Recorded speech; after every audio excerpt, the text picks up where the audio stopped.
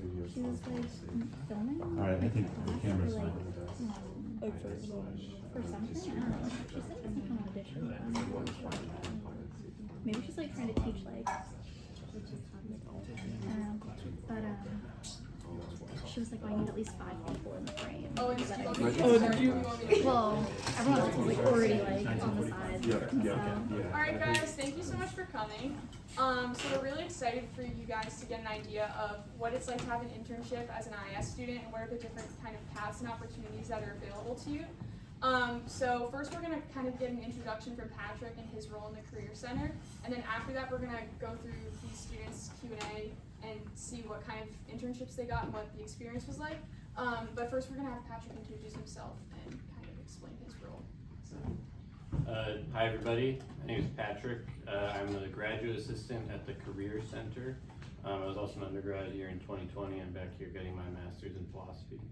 Has anyone, show of hands, been to the Career Center before? Okay, cool. So most of you, that's good. Some of you haven't, that's fine. We always like to come to things like this and reach you where you are and let you know about some of the stuff that we have going on, especially as regards internships and stuff like that. So for those that don't know, we're located on Com Ave, sort of near St. Ignatius, across from White Mountain area, a little building over there. In terms of what our sort of mission and values are, go over that really quickly. We want to give you guys the tools to not just find a job, but pursue a meaningful career in life. So sort of thinking about it holistically and meeting you where you are and giving you the tools to figure out what it is that you might be interested in, what you might be good at, what the world needs you to be, sort of those big 3 questions.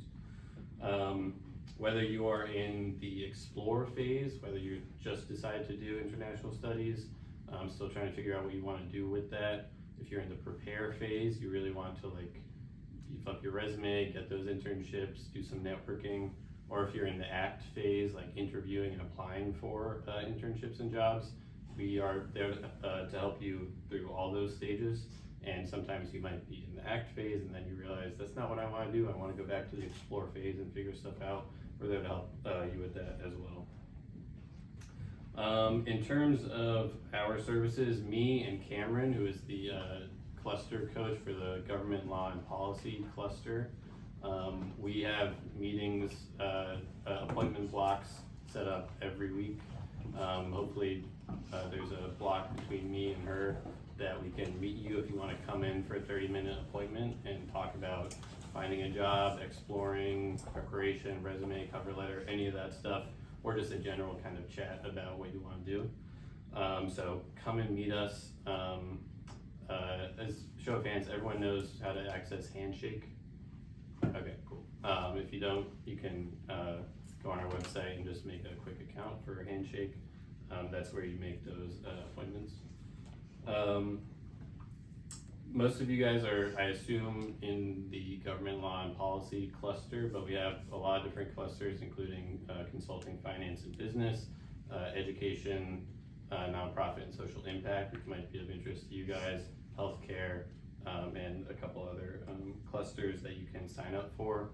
Again, that is also on Handshake, and you can, if you're not signed up for one of those clusters, I encourage it because you'll be getting bi-weekly newsletters about stuff that's going on campus. So if we have employers coming or events like this or career fairs, I do want to point out on October 9th, we have a government law and social impact networking night that you can look at.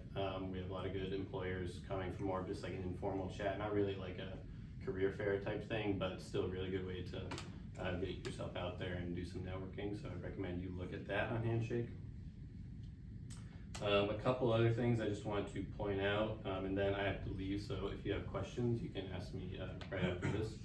For those of you who maybe are looking to go to a networking night or go to an interview and you don't feel like you have the proper professional attire for that, we have at the Career Center what we call the Career Closet, which is a really cool resource. If you come in anytime between 12 and 4 on a weekday, you can come in and look at our Career Closet, which is nice quality, unused or lightly used professional clothes that you can take for free. You can take 3 items jackets, blouses, dresses, even shoes and ties and belts and stuff like that. You can take 3 items for free. You don't have to give them back. They're yours to keep. So if that's something that you need, definitely be aware of that. Also, as you guys are building your sort of like online brand and you're thinking about LinkedIn and networking and applying for jobs and stuff, we have a photo booth in the Career Center that's totally free and takes like really nice quality headshots, like nicer than like sometimes a professional photographer will take. So again, that is something that you can use anytime, any day of the week. Recommend you come with a professional attire on, or again, you could stop at our career closet beforehand. I think that is everything that Cameron wanted me to touch on. Again, I encourage you guys to make appointments with me or her if you want to just talk about some stuff. Look at our website, specifically the government law and policy cluster page. Will give you some ideas about different job sites that will give you more sort of like tailored and narrow job postings to what you might be interested in, rather than just like Indeed and Glassdoor that give you like everything. We have some of those for you guys in that cluster. What questions do you guys have for me before I have to leave you? So I was first in the cluster for finance, business, and consulting, but then this summer I got interested in international studies, so I did my minor on it.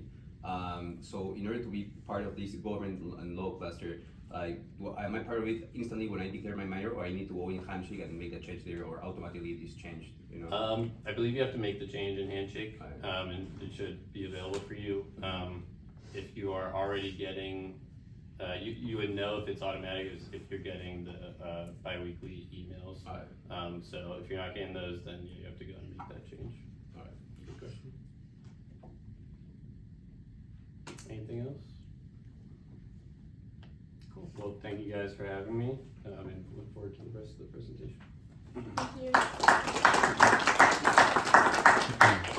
Alright, thank you, Patrick. So we're going to get started with hearing some of the experiences of some IS majors who have had internships. They have a variety of different internships from finance, government, local municipalities. So we're going to get kind of a read on what their experiences were like.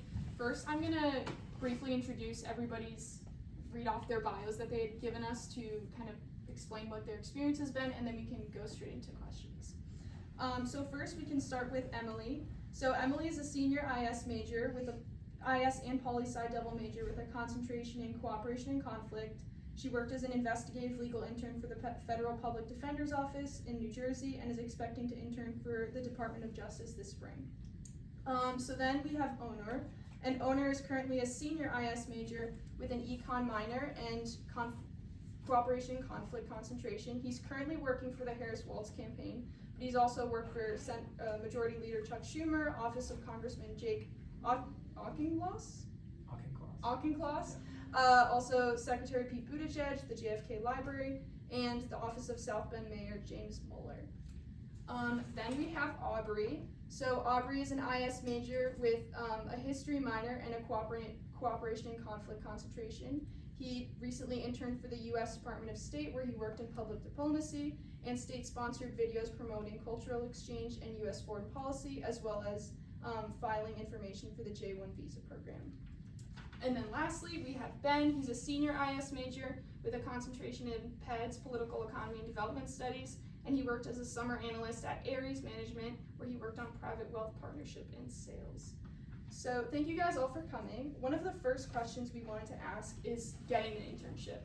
I think Patrick made a good point of mentioning LinkedIn and Handshake. So maybe first, can you explain how did you apply? Like, where did you find this position? Do you have a LinkedIn and Handshake? Do you have a resume? And then just explain the process of your application and receiving your acceptance. So maybe we can start with Emily. Definitely have a Handshake and a LinkedIn, and trying to stay on top of those as best as I can. LinkedIn has become like my new form of social media, for better or for worse.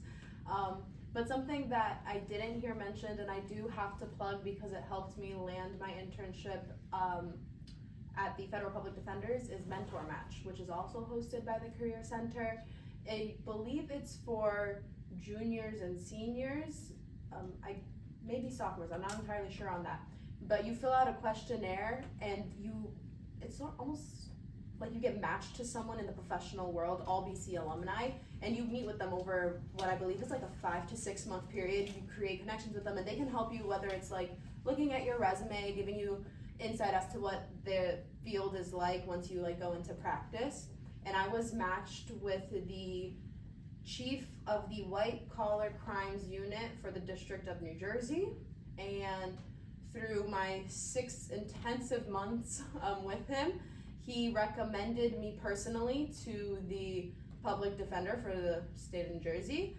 And when I emailed them and I mentioned that I was a mentee of the chief, my interview was more of an orientation than an interview. So connections definitely matter, and they start in the little places like Handshake, LinkedIn, and for me it was Mentor Match. Yeah, for me, I very much agree with LinkedIn. I think that's a big part of finding an internship. But I also think casting a wide net is really important. Something that I found important was making a spreadsheet of all the internships I was applying to, and that came in handy for all 6 of the opportunities that I had. And for example, doing categories of, for having a column for, does this require a recommendation letter? Does this require a reference? What's the deadline? Is it paid? Is it unpaid? So it's a very easy and simple way to organize all of your internships. I think something specifically for IS that is really helpful is there's a John Quincy Adams Society newsletter. It's JQAS. Every Friday they send out a newsletter that has not only jobs but internship opportunities. So if you subscribe to that newsletter, JQAS again, that's what it is.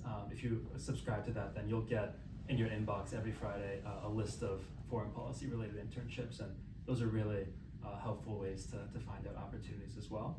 But I think what's most important is just taking your own initiative and to just research. For example, for my internship in Secretary Buttigieg's office, I was interested in interning in his office before I came across it, but I initially came across it on Twitter. Actually, I was scrolling and then I saw, the deadline is, I think it was October something, to apply, and that's initially how I found out. But everything else, I ultimately just went to the exact page of the person or the organization where I wanted to intern, and ended up finding it there. But I'd also say, don't look into unconventional, to places that you wouldn't expect an internship to be. If you're interested in, if you're a big fan of a sports team, for example, or like an NBA team, like they definitely have internships for comms or anything maybe even government related as well. So I guess close the door to anywhere that you think there wouldn't be an internship, because there definitely will be one. And yeah, that's my advice. I'm gonna be the third one to agree with the fact that LinkedIn and Handshake are fantastic tools to help find a career and internship. But it was actually through a friend who recommended me the Department of State internship. It was around this time last year. And how I did it was through USA Jobs. So if anyone who goes to the Career Center and through the government law and the policy section, one of the first things they'll tell you is to go on USA Jobs and create an account. That is like the website for anything from Department of Transportation, Homeland Security, anything, you name it. And one of those included the Department of State. And so I applied through that way. It is a very long process. You have to go through security clearances, interviews for the security clearance. It took about from September of around this past year to I want to say April is when I finally got it. So it's a long haul, but it makes it worth it in the end. And it was you got to sort of like keep certain standards to yourself. I think also like through the security clearance there are certain guidelines you got to hold. So yeah, that's about I would just want to start off with congratulating you guys for being here. I think showing up to events like these and just going into the Career Center, that is the first step. So you guys are on a great path. I think that is truly like the first way to get started. So my story, I had no clue what I wanted to do throughout my 4 years at BC, and sophomore year there were all these events. So there was Bank Week happening, and I didn't want to do banking, but I showed up to get the experience of talking with professionals. So just a quick show of hands, who is like junior, sophomore, freshman, senior maybe? Like juniors, hands, sophomores, freshmen? Okay, awesome. So again, like the fact that you're here is really incredible. because just learning, you will spend so many hours doing things like this that you don't think really matter, like that might not move the needle, but in the long run it does really move the needle. So keep at it. Like, so I went to all these events and kind of got that practice, and then through the summer I was kind of looking at brands I wanted to work for. So there's this deodorant that I really like called Dr. Squatch, and I just went on LinkedIn and went like, Dr. Squatch, Boston College, what do you know? There's an alumni working there. So got on the phone with her. Again, no intern or like first year positions, but just doing those things really kind of refine your ability to speak with professionals in the field. So I ended up getting my internship, and then where I'm working next year through Handshake. And then it was really just a resume drop and then going on to the interview process that way. But again, I think my biggest piece of advice is just, like owner said, cast your net wide, and you're doing that right now, so great job. Awesome. So the second question is kind of about the interviews. What was your interview like if you did have one? I mean, Emily kind of said it was just an orientation, which is great that networks works so well. But do you have any recommendations for students as to how they should prepare for an interview, or what you think has worked well for you in terms of the application process, in terms of preparing for that? Like I said, I can't really speak to an interview necessarily for the federal public defender just because of my connection. It was really more like, are you gonna be comfortable speaking to inmates, like kind of gauging my comfort level with their office. But I last week had an interview for the Department of Justice, and all I can say is research who you're going to go visit. They ask you like, so what do you, one of the first questions, actually the first question they asked me was, what do you know about our office? Do you know about any of our units? Know what you want to accomplish with them. They want to know that you have some type of initiative, that you're intentional with your time, and a lot of that comes in doing the prep work. So when you go into an interview, know something about, just know what you're signing up for and what you seek to get out of it, because that's what's going to help you during that time. I agree with that. Before I get into advice, I'll say one thing. The Career Center has interview rooms, which are really helpful, and you can book them through their website, I believe. And and I know on campus it's sometimes difficult to find a quiet spot that's perfect for an interview, but they have that spot right there. So you just submit a time to request through the form, and there's usually something available. So I'd highly recommend that on where to do your interview. And then for tips on how to approach it, I think, as Emily said, I think researching is really important, but knowing what you're applying to and why you're applying there. For example, if you're applying to a specific person's office, like a member of Congress or a government official like that, I think getting to know some of their background is really important as well. I remember for one of the internships I was applying to, it was I think 30 minutes before my interview, and I checked like a newsletter of, oh, like this person's gonna give a remarks on the floor of Congress about XYZ topic, and then I remember I mentioned that during the interview. They're like, oh wow, didn't know you actually knew that. So even like small tidbits like that can really help. Also, having good interview questions ready, having good questions ready for your interviewer is really important as well, because that shows that you're interested, and that also shows that you did your research as well. And also, I think even beyond just the content of an internship, I think being able to show your skills and things like time management, prioritization is really important too. I remember in some interviews I was asked, how do you prioritize your time? How do you manage your time?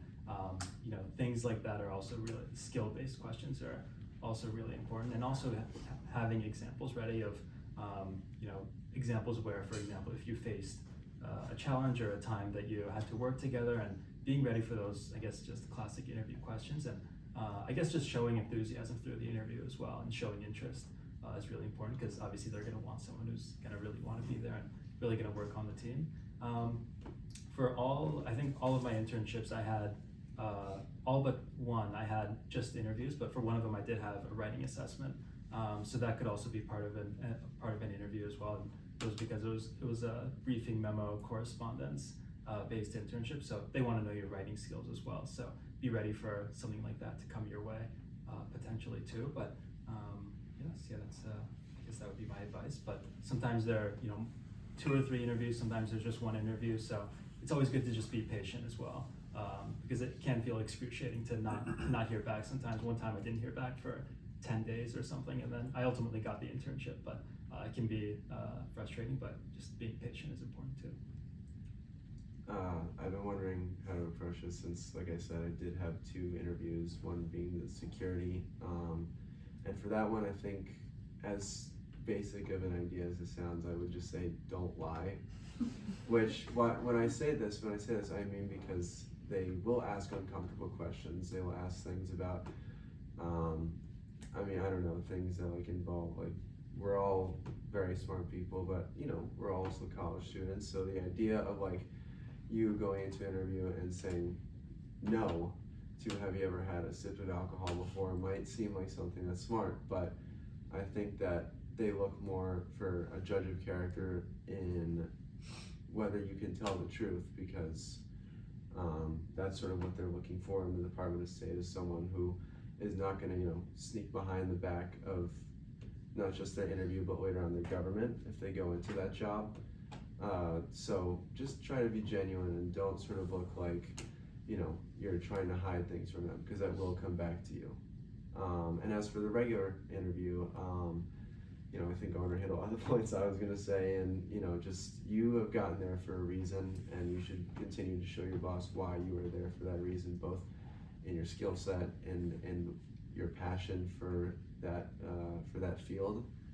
I think any opportunity given is something that in that field is something that I was incredibly grateful for, and I was willing to do really anything to help out at the Department of State. And so, when I was just talking to my boss, I was just like, there's no question about this. I love that I'm here. I love that I'm working here. And so really anything that I can do, I'm ready for. And so they take that and they run with it, because they're very, for the most part, selfless people. They're not working for the huge paycheck, which is also nothing wrong with that, but there's a certain passion for public service there that I think carries into the workplace, and they look for when it comes to new hires. First bit of advice I have is start looking at the news now, every single day. Make it a habit, because when you grow up and are in Professor Owens' class, you'll need, it just comes up in almost every bit, whether it be class, interviews, everything. Check out Financial Times, Wall Street Journal. There are a million that everyone probably has, but definitely look at those, because if you can if you know what's happening in whatever industry you're going into and you're interviewing for, your interviewer will take note of that, and it is definitely looked highly, it's advantageous for you to do that. The second thing is, whatever industry you go into, there will be kind of a set list of questions. I think for every interview probably we'll start off with, tell me a little bit about yourself. The way I practiced for that was I literally across the road, I would just do circles in the grass and record a voice memo of kind of my spiel. And then I would listen to it and then kind of like tweak it from there. So of course you want it to be natural, but you also, when they ask me to tell you about yourself, you don't want to kind of be stumbling. So again, you're at Boston College, you are a very competitive candidate just from the start, so you want to be gauging the company, the agency, whatever it may be, as much as they're gauging you. So you want to see if you're a fit. I think whatever questions you ask, where you're kind of you're curious about their work-life balance, you're curious about what kind of the culture is inside, I think that's smart. Obviously try to not word it as plainly as that, but you want to see if they're going to be a fit for you as well. I think that's really important.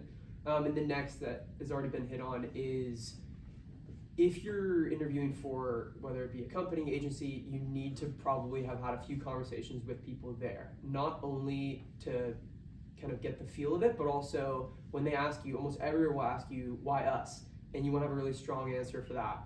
And if you can kind of take away some tidbits that people talk to you about and say, well, Jamie said that XYZ was really, really prominent here, and I'm super interested in that. That will look a lot better than, whoa, I read a little bit online and it seemed pretty interesting, so that's why I'm here. But that's the biggest advice I have for that. Yeah, I like.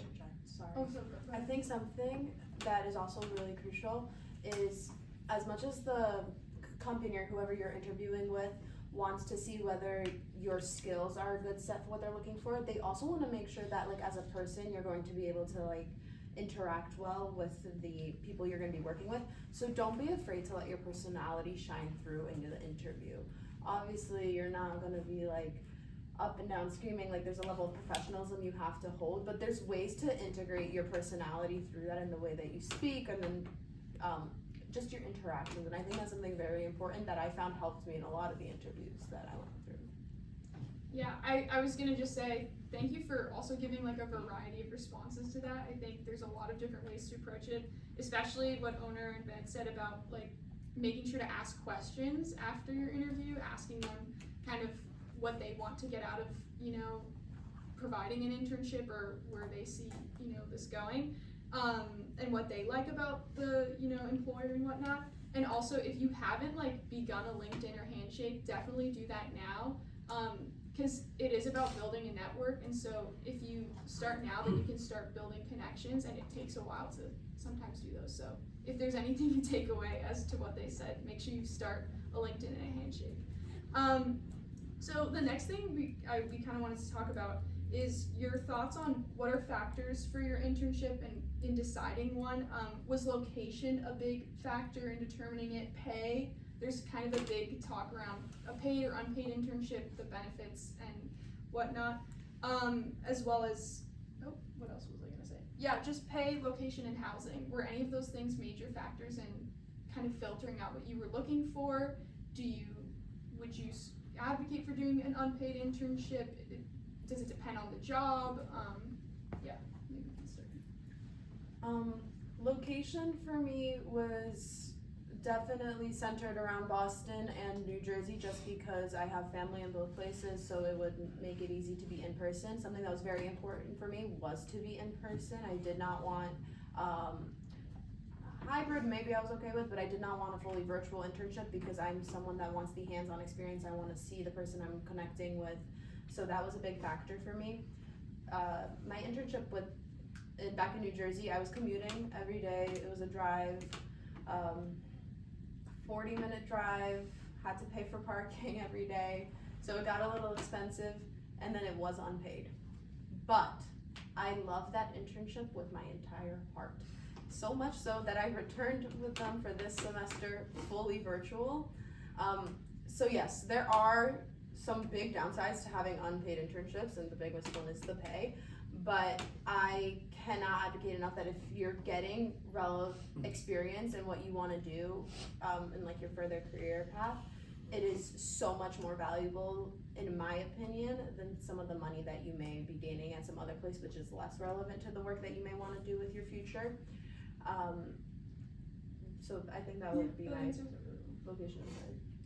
I'll start with pay. I think all but one of my internships were paid. My internship this past summer in Senator Schumer's office was not paid, and that's because I'm not from New York. I have no New York connection, and he's obviously the senator from New York. So I believe every paid intern has to have some sort of connection. So either attending school in that state or being from that state. So that was unfortunate, but I did love the internship, and I never interned on Capitol Hill, and that was an experience I wanted, and it was worth it interning in the majority leader's office. So in terms of pay, that's that location. I'd say my first internship in my hometown of South Bend. I wanted to do something in my hometown, and that ended up being a good way to do that. And it was just a 15-minute drive to the mayor's office, so that worked really well. For my other summer internships, they were in Washington D.C. So which I really enjoyed, and it's good to get on the ground experience like that in a place like DC because you not only get to interact with the people in your office, but you get to be in a whole different city for an entire summer, and you get to network with people even outside your office as well. I'd also say one more thing. I should have mentioned this maybe in the first question, but I think looking at internships beyond just the summer is really important as well. So about half my internships now have been during the school semester actually. And I think it's important to go beyond just looking at summer internships, and it's a really good way to, I guess, it challenges you to balance academics and your professional life, but it's a balance that'll serve you well in the future. Like for example, now I'm interning about 30 hours a week, but still taking 16 credits. So it can be difficult, but it's very much worth doing. And obviously it is virtual, so I don't have to commute. And third part, housing.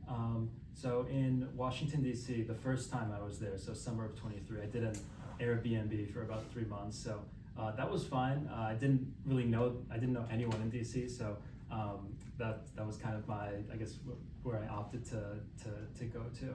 But this past summer, I actually ended up subletting through a connection. So I met someone in Secretary Buttigieg's office who I was interning with, and he had stayed in the Capitol Hill area, and he told me, oh, yeah, this person's subletting for the summer. Do you wanna come in here? Do you wanna join? And I was like, oh, sure, why not? So it's always good to also reach out to other people if you know in DC or in the city that you're going to, if they know anyone who's subletting as well. And admittedly, the rate that I got this past summer was a lot cheaper than the summer before, so it can help out financially as well. So yeah, again, say cast a wide net, look at different places. In DC specifically, they also have big intern houses, especially on Capitol Hill, big townhouses just full of interns. So that could be an option. Again, Airbnb, if you're staying a bit longer, then maybe a short-term lease or something as well. But subletting also. Facebook groups are a good place to look, but they're also very sketchy and not very reliable. And I found that out definitely just by scrolling through it. So pay location, I think I hit it all. I had a very nice transition from last summer's internship to this past one. Not that I didn't like my last summer's one. I was at my local county's district attorney's office. I just wanted to be in a law office for a summer and get the feel of that. I enjoyed it, but it was unpaid, and then I had to drive an hour and a half there, hour and a half back from my house, which was great. No subsidy or anything for gas, but that was still a good experience. But this summer, relatively new is this development in that the Department of State now pays their interns. They paid for my flight, my flight there, my flight back.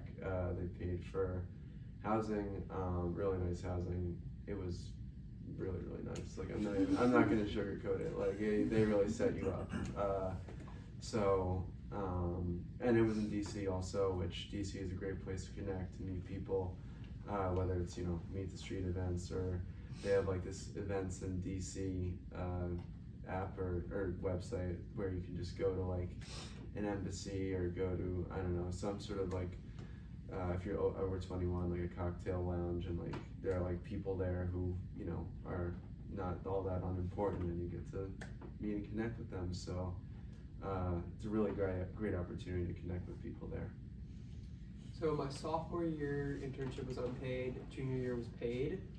My thoughts on that are, if it's possible, I would try to get paid internships, just because living and eating and like you said, commuting can really rack up. So I think it is important, though, if it is unpaid, just to reshift your mindset into thinking that you are not only getting this experience, but you can kind of build on this experience and chat about it in the future in another interview state. So I don't think unpaid is a bad idea at all, but if you have the option, of course, I'm gonna go paid. So commute, I was living in New York City. I was working in Midtown, 46th Street. I lived on 30th Street, so it was a 12-minute skateboard ride every day. Never used the subway, which I think is great, because I think subway fare is now $2.90, which I think is just absurd. So what was the last one? Commute. You kind of went over it. Housing. But Housing, yeah, Airbnb. Again, New York City, it's just filthy prices, awful. Really, again, if it's not a paid internship, I would not recommend going to New York City, just because the cost of living there is so high, and I think it's almost criminal how much they charge. But yeah. Awesome. So now we're gonna kind of get into the meat and potatoes of this. What was your internship like? What work did you do? Describe an average day, and then maybe what you found challenging, and then what you found most rewarding. Whatever you feel like. I know that I want to be a lawyer. I know that I would want to litigate. So for me, it was really important to be in the courtroom as much as possible. Originally, I do still think that I want to be a prosecutor, which is why I value my time with the defender's office so much more, because I got to see the flip side of it and I came to appreciate the work that they do so much more. But speaking in terms of an average day, I was coming in between 8 and 9, depending on what was happening, how many clients had to be seen, and I was going through records, jail calls, education, health, going to the jails, literally meeting the clients. There's a lockup, which is the first time they're brought in before they go see the judge. They have to be told what their rights are by their lawyer so that they know exactly what's going on. I was attending those. Proffers, reverse proffers, that's when the state says, listen, you're not going to win this case, basically. Bring your client in and let us show you what kind of case you have so we can try and convince you into going into a plea deal, essentially. So I was attending those. And something that I didn't realize played such a large role was tending to family matters of the clients, just maintaining that connection. And the reason I say that I have gained so much respect for the defense attorney's office and what they do is because their relationship with the client doesn't stop the minute they walk out of the courtroom. That relationship is built upon all the way through probation and even further, especially with the clients that my office particularly saw, just given the high recidivism rates. But yeah, lots of paperwork, lots of reading. I remember one particular day I was on the on-call rotation. I walked into the courtroom at 7:30 in the morning, did not leave the courtroom until 7 at night almost. Pack snacks if that's what you're going to do.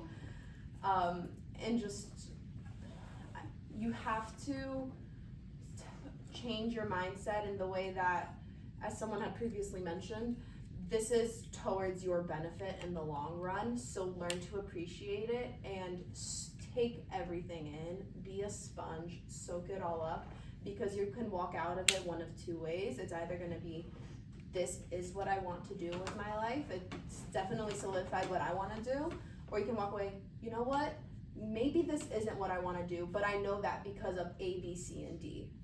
So every experience matters.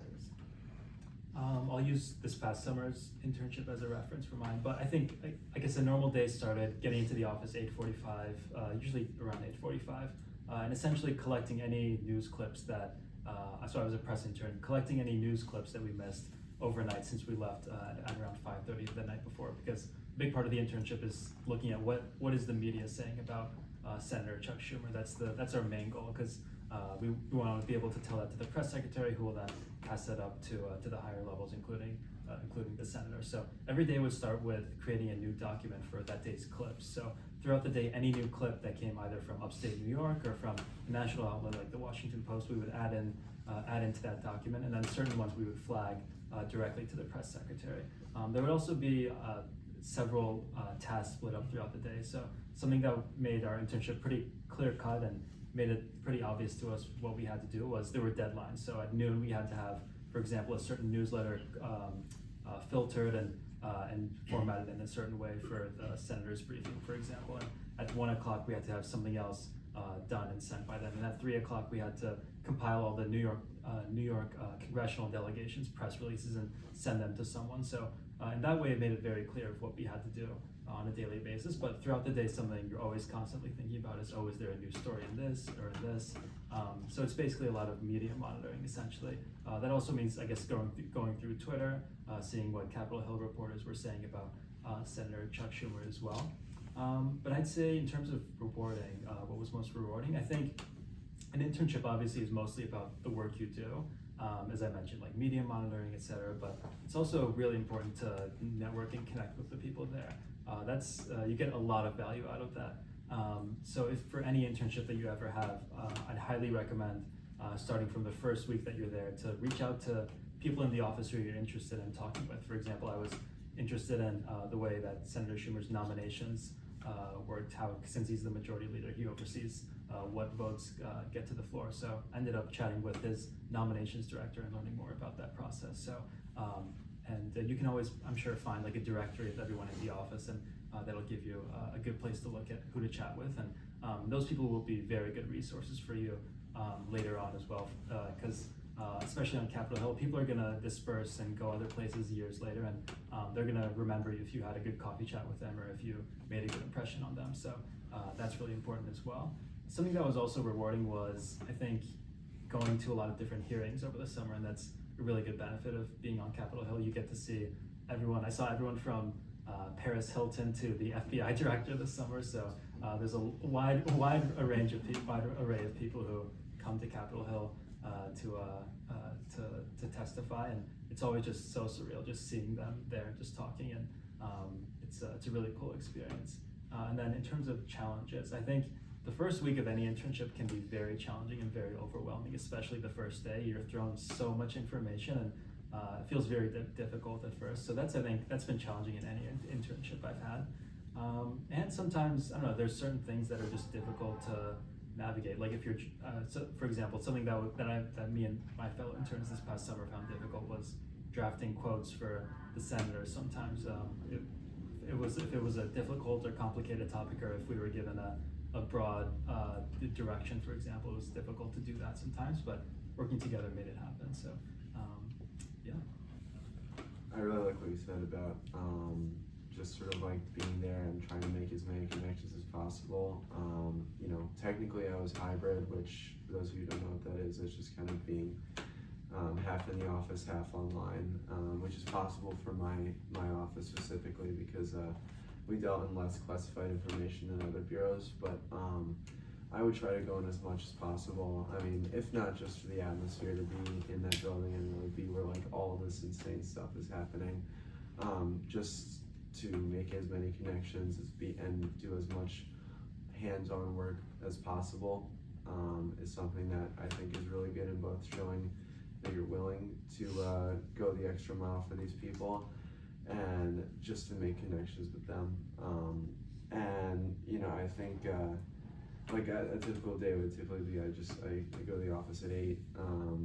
I had so one thing about the State Department is it's very like it's very compartmentalized. Like there's a bureau into a directory into an office, and then the office has certain directors, and it's very like, so like you kind of like the first couple weeks are just you figuring out what the hell you're doing and where the hell you are, but once you figure that out, it becomes a little easier. You get into a daily routine.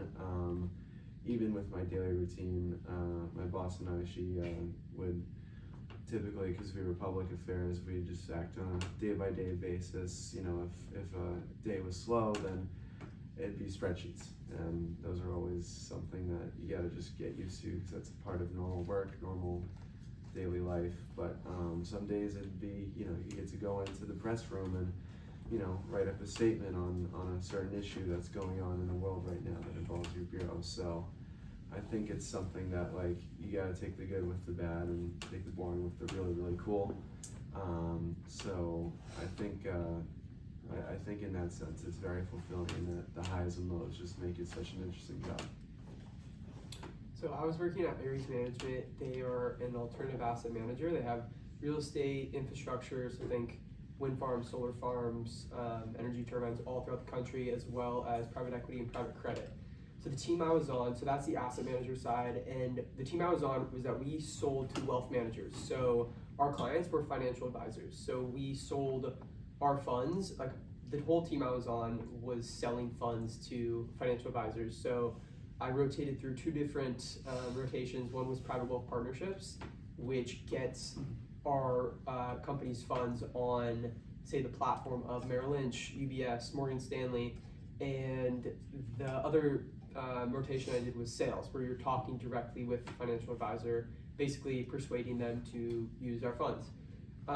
In a day in the life, so we got in at 7:30 sharp every day. That's not, everyone didn't do that, but interns were kind of encouraged to, and we'd usually be there until like 7:30 or 8 at night. We'd spend the first hour or so probably studying for the securities industry exam. Just to work later on, you need some exam exams under your belt. So you do that, and then we would have presentations every week on just kind of firm specific stuff to really ingrain it in our heads.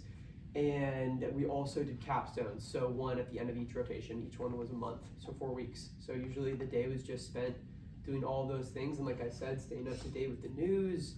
And again, like everyone else said, make sure, you know, for lunches you're asking your boss, hey, can I take you to lunch?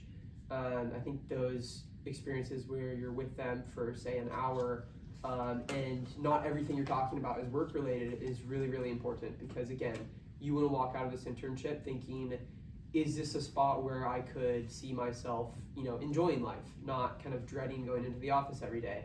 And kind of something that they would always hit home is that you spend more time with these people than you might with your family. So you really, really want to make sure that the people there are people you intentionally want to be around all day, every day. So did I hit that challenge? Yeah. So we're down to our last two questions. So as we're wrapping up, I kind of wanted to point back to Emily's comment about discerning how your internship can influence your future career goals. At least for me, I'm an IS major, but I did an internship with affordable housing in Cape Cod. So there's definitely no limit to just because you're IS doesn't mean you have to do a certain thing. So I kind of wanted to point back to what Emily's comment was. How was your internship experience a guide to what you want your post-grad life at BC to look like?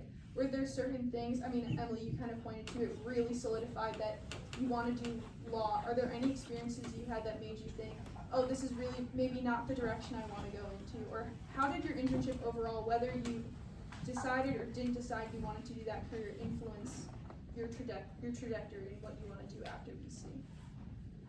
I mean, I think I hit on it. I went in thinking I was a hardcore, like, prosecutor mindset. I have a newfound appreciation for the defense side of it. And I know that law school is the next step for me. I want to go into litigation. I'm really hoping that my time with the DOJ will show me the flip side of it, and maybe I'll feel like I now know which side of the law I want to be on. But I know for sure that it's going to be criminal law, but TBD on that. So, yeah, not to beat a dead horse, but. I think for me, it definitely reinforced just my interest in public service and politics in pretty much every internship I did, for sure. But I think being able to do I guess the meat of the work was really interesting. Being able to help draft press releases, drafting briefing memos, all of that. It gives you a sense of what the job is, what a potential job in that field would actually look like.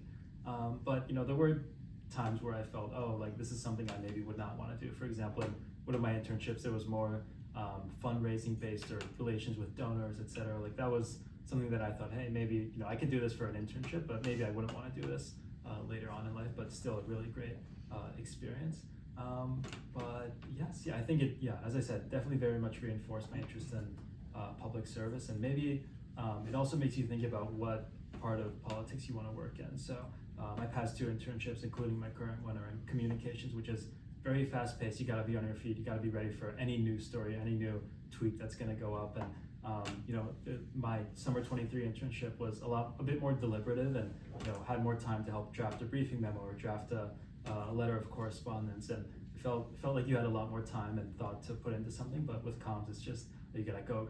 So that definitely made me think more about what I want my work lifestyle to be like. So I'm more of like a deliberative person who wants a bit more time to think about things. So maybe a non-communications route would be something I lean into. But yes, and it's also good to try different parts of political office as well. And that's I think hopefully something that I've done in my internships and something that I also encourage. But I just wanted to add something to the previous question as well. I think I was chatting with a professor today, and an advice he gave me was really good, which is that in internships like this, to make the job as wide as it can be, always go the extra step and make it as big as you can make it. Because if you show that effort, I think Aubrey touched on this as well, if you show that effort that you're willing to go the extra mile, then they'll very much appreciate that, and they'll remember that. And one more piece of advice for during an internship is someone in the summer of 23 also mentioned this to me. they said that soft skills are really important in the workplace too. So, yes, like obviously your colleagues aren't necessarily your friends, but ask, when you get in on Monday morning, you ask your boss, hey, how was your weekend, or something like that. Like, people appreciate the small soft skills as well, and it shows that you're human, that you have a personality, and that you'd be a good person to work with, and you'd bring a good vibe to a workplace. So. Yeah, just as Owner said, this internship very much confirmed my interest in foreign affairs, international relations, and the foreign service. I'm also, I like what you said, that international studies, the major sort of leaves open a lot of options. That's part of the reason why I picked it. But, if you had asked me 5 years ago where I wanted to be, I think that that dream has only been reinforced by work at the State Department, and I hope I can go back. And yeah, I mean, I would say the biggest thing that this summer did was reinforce kind of my want to not be on the desk in a job. So I want to be off the desk. And, one of my bosses, he was almost every single day in a different office, communicating with our clients. And I think a client-facing role is really something that you should discern at a pretty young age if you want to be kind of cranking more technical stuff behind a computer or more client-facing. And that's kind of what I got out of it, and I am going to be in Denver next year. So I'm really, really looking forward to it, and I can't wait. Were there any other parts of the question? No, I feel like you answered it. I think we can go to the last question, and then we can open it up for you guys if you have any questions at the end. So the last question I have is, what advice would you give, if you could make it like as concise as you can, to IS students who feel really unsure about their career goals, feel kind of lost as to where they should start in discerning what they want to do in the future after BC? It's a loaded question though. Wow. I think personally, just being intentional with your time, knowing that your time is valuable, and putting your effort into things that matter for you. And when it comes to internships specifically, like everyone up here said, get started on LinkedIn, get started on Handshake, because maybe you're not applying right now, but you're looking through and seeing what sparks your interest and what doesn't. And also, like most people have said up here, cast that wide net and do not count yourself out. If some internship says, oh, we look for people with this particular GPA, and let's say you fall below it slightly, still apply. Don't be the one to tell yourself no, have somebody else do it. Because maybe those soft skills that were spoken about, or something else on your resume or in the interview, is going to spark that employer's interest and be like, well, we're going to take a shot on this person. So I think just the intentions and drive behind what you do is what's gonna get you far. I agree with that 100%. I think, yeah, absolutely. Don't say no to an opportunity until you need to. I think, obviously, again, casting a wide net, being open to anything, just apply to a lot of places. I guess it would be my advice, because you don't know where you'll get rejected from. Maybe you'll get rejected from somewhere you thought you'd have a good chance in, or maybe you'll get in somewhere you didn't think you had a chance in. So be open. That's, I think, above all, be open, number one. But I think being organized is really important as well. I mentioned earlier the thing of a spreadsheet or something. So it can feel like a really stressful process, but if you organize yourself and you, as Emily said, devote your time wisely, then it'll become much more clear, and it'll be much more easier to see what you want to do. But also, I think, again, not being afraid to reach out to other people. I remember in the fall of 2022 when I was applying to my Buddha Judge internship, I looked on LinkedIn. I literally searched Department of Transportation, Boston College, and then I found one kid who actually interned at the DOT the summer before, and it was, I think, a week before my application was due, and I literally cold emailed him, I guess, I don't know if that's a term, but emailed him and said, hey, can we chat? And I didn't know, had never met him before, but he gave me some good advice on the application. So if there's anyone, even at BC, or a professor, someone you're interested in talking to, do not be afraid to reach out to them. I wish I did that more, honestly. So people are more than willing to chat and to help you out, and that's important here at BC and also in any internship as well. But yeah. I'm gonna also obligatorily say, if you're not sure about anything, try everything. But also, it's never too late. I mean, just because, for example, I started and finished my State Department application 6 hours before it was due.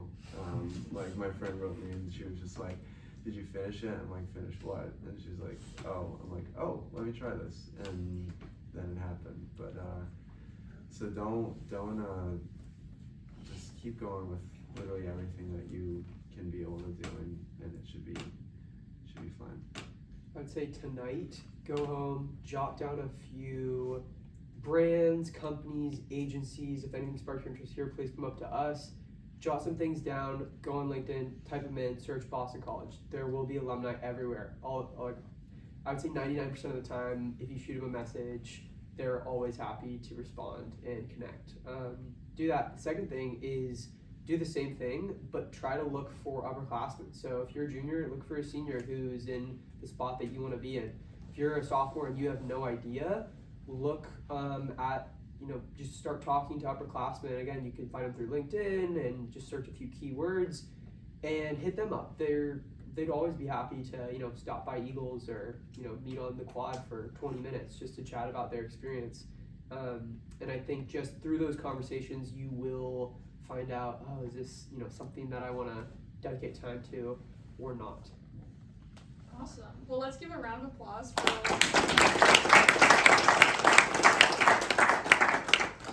and then if you guys have any final questions, we can kind of open it up. Does anyone have any questions?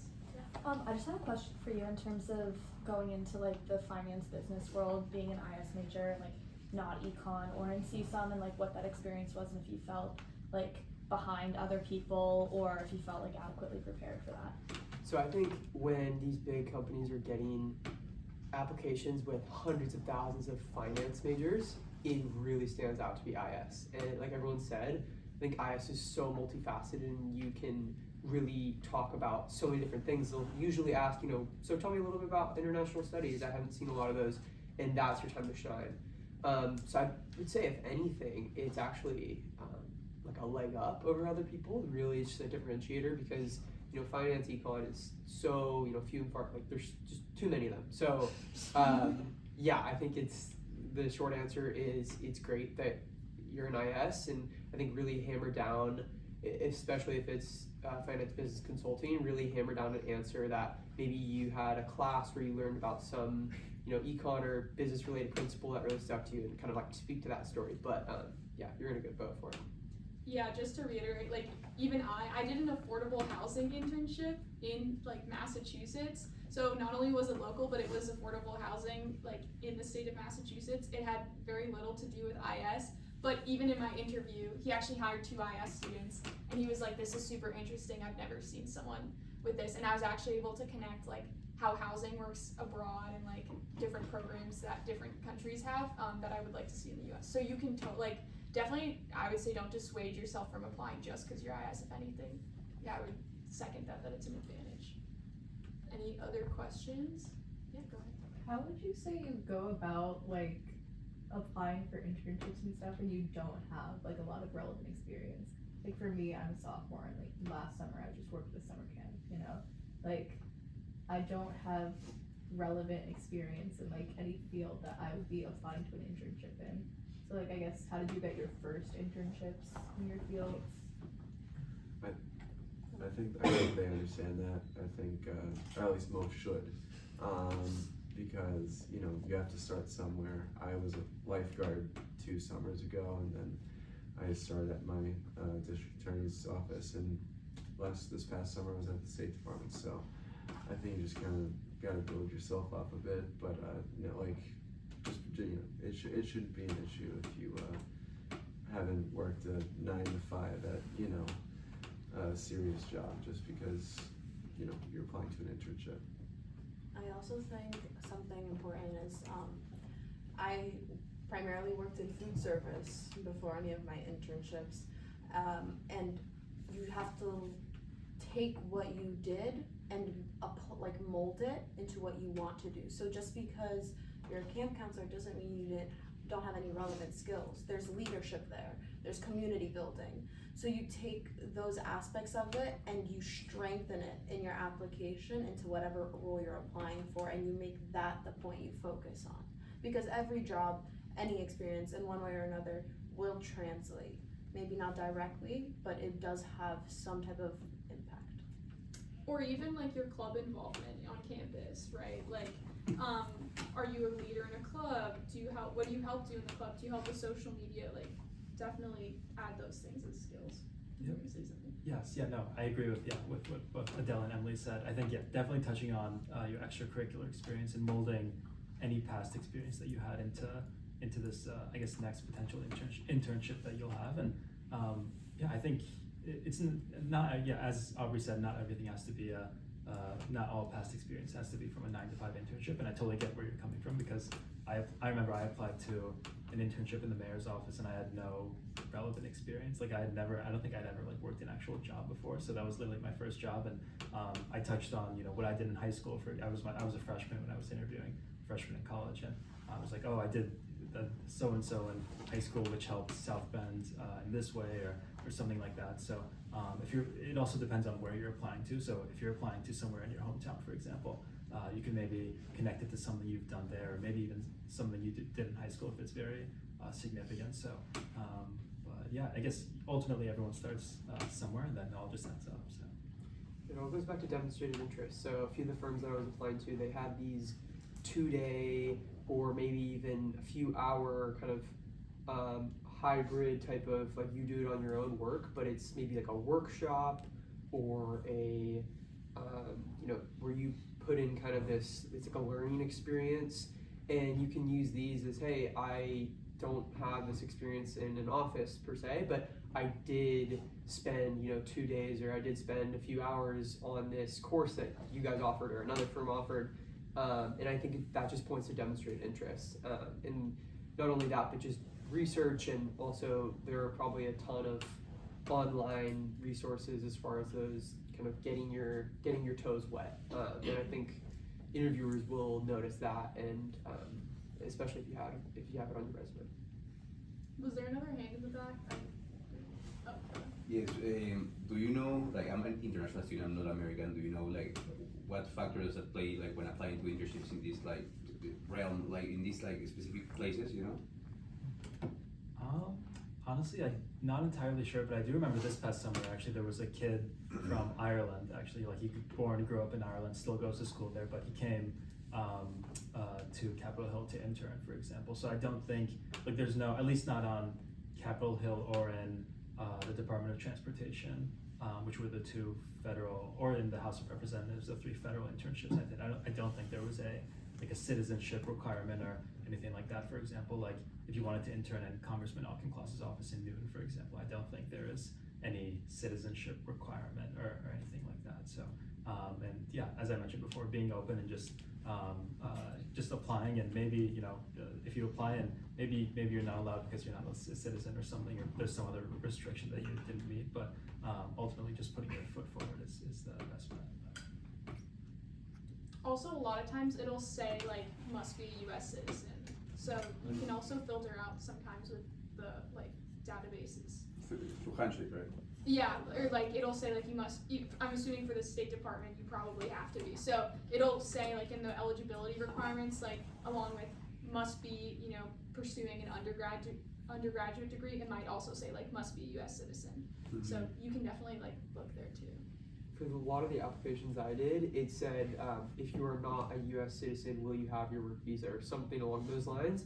And I have multiple international friends that still got internships and jobs despite not having, like, a visa. So the company will obviously sponsor your visa, but it's more work for them. So I think it makes it slightly more difficult, but it's not impossible. Any other questions? Thank you all for being here. I'm Professor Owens, I'm the director of the IS program. Thank you all for being here. This is really terrific. Such great advice, really, really terrific. I want to add for everybody that the International Studies program has a LinkedIn group. We have many hundreds of people, alumni, that are in there also, that I encourage you all to join. And there's plenty of ways to connect with different people across the boundaries there. And someone mentioned going to see faculty. You know, think about what faculty have interests in fields that you're interested in. And they will frequently, all faculty aren't like alumni, aren't like internship machines, you know, but we have connections and people. We've seen other students go to work at different places. We may not be the ones who say, I'm gonna call my friend and get you a job, but we'll be able to say, this person enjoyed this internship. Have you thought about this place? Or these are really hard to get, but there's another place you might consider doing it. Or here are some things you might pivot around. So, you know, build relationships with your faculty who you share interests with, and they can help you do some of the thinking about this as well. Any other questions? All right, well, if you want to ask us anything, or the panelists, or we also have peer advisors in the back about courses, or if you want to ask them about internships, feel free to come up to us, and enjoy the rest of your evening. Thanks, guys. Thank you.